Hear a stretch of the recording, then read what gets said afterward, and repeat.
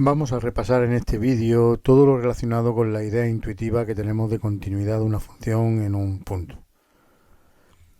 Seguro que si pensamos todo en la idea que tenemos sobre función continua, pues nos vamos todos al mismo sitio.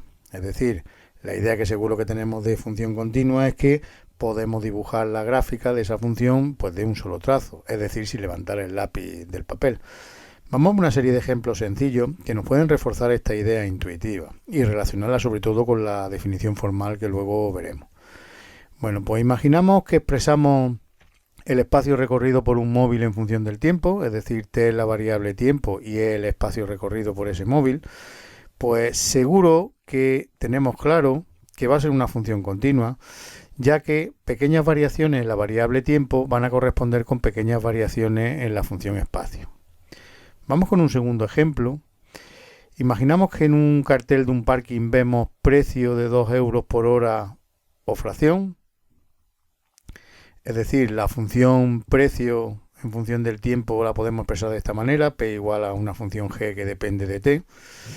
Pues queda claro que inmediatamente después de haberse cumplido un número entero de horas de estacionamiento, pues se va a producir un salto en los valores de la función precio, ¿vale? Porque el precio que se paga pasa inmediatamente de 2 a 4, de 4 a 6, de 6 a 8 euros, etc.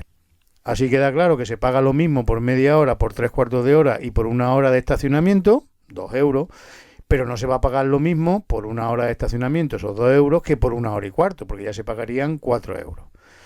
Observamos, por ejemplo, que si un coche estaciona cerca de 2 horas, pero menos de 2 horas, paga 4 euros, pero que si estaciona un poco más de 2 horas, aunque sea por poco lo que se pase, pues ya paga 6 euros. Si relacionamos este hecho con el concepto del límite por la izquierda y límite por la derecha de la función precio, ¿vale? Pues podemos afirmar, por ejemplo, que cuando nos estamos aproximando, cuando la variable se aproxima a 2 por la izquierda, es decir, por valores menores que 2, y por valores mayores que 2, respectivamente, pues la función precio toma valores diferentes. 4 por la izquierda, 6 por la derecha. Cuando nos aproximamos por la izquierda, 4, cuando nos aproximamos por la derecha, 6. Eso ya sabemos que tiene como consecuencia que el límite cuando la variable t se aproxima a 2 no existe, porque ambos límites laterales son distintos. Vemos que en la función precio, pues ocurren, lo hemos puesto con comillas, saltos en los valores enteros de la variable t. En 1, en 2, en 3, etcétera, pues ocurren saltos. Eso quiere decir que la función pago pues no es continua cuando la variable tiempo es un número entero de horas. En los demás puntos sí, pero ahí justo pues deja de ser continua porque se producen esos saltos. Vamos con un tercer y último ejemplo. Imaginemos que tenemos una ley física de esta forma, p igual a f de v, que relaciona los valores de una variable independiente que va a ser la v con otra variable dependiente que va a ser la p. Por ejemplo, imaginemos que v es el volumen de un gas y p es la presión, ¿vale? Pues la presión depende del volumen de ese gas.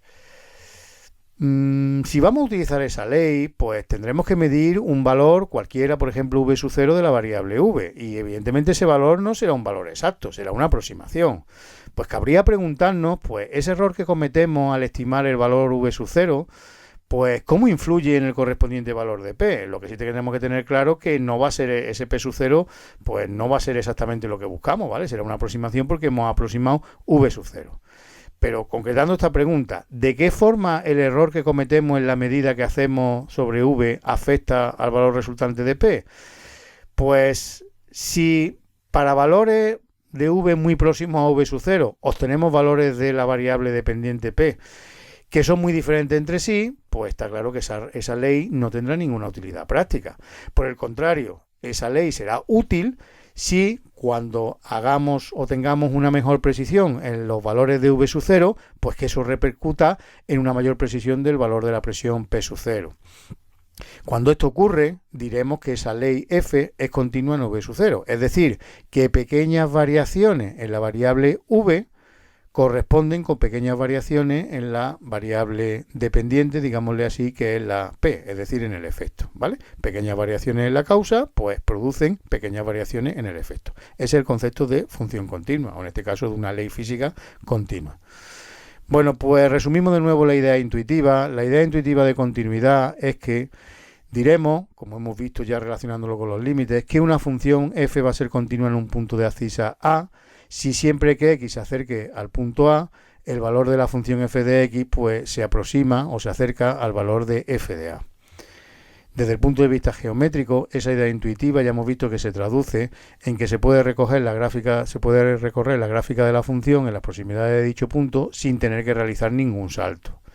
Pues gráficamente ahí tenemos un ejemplo. Esta función es continua en el punto 2, porque en las proximidades de la gráfica se puede recorrer de un solo trazo, mientras que esta función no es continua en el punto 2, porque observemos que cuando venimos por la izquierda del punto 2 venimos por aquí, pero al llegar al punto 2 se produce un salto y ya luego seguimos por aquí. Función continua en el punto 2, función discontinua en el punto 2. Pasamos ahora en otro vídeo pues a formalizar ya matemáticamente esta definición de continuidad de una función en un punto.